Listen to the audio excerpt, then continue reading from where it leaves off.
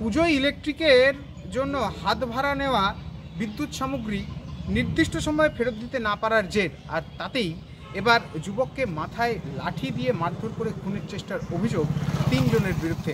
তবে রানাঘাট ঘটকপাড়ার বাসিন্দা এক যুবক এবছর রানাঘাট ভারতী সংঘ বারোয়ারি পুজো কমিটির পুজোয় লাইট ও মাইক ভাড়ার কন্ট্যাক্ট নেয় এবং সেই ভাড়া ইলেকট্রিক লাইট লাগানোর জন্য রামানুজ শ্রীমণি নামে এক ব্যক্তি, অনির্বাণ বিশ্বাস নামে এক ব্যক্তি ছেলের কাছ থেকে লাইট ভাড়া নেয়, হাত ভাড়া অর্থাৎ মৌখিকভাবে।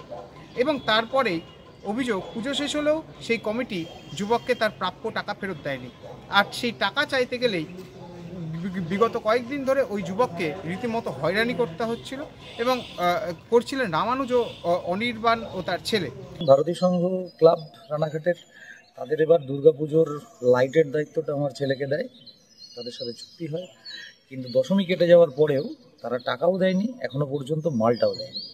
এবার স্বাভাবিকভাবেই তারা আমার ছেলে কিছু হাত ভাড়া নিয়েছিল এই অভিযুক্ত এবং তার মামা কাছ থেকে।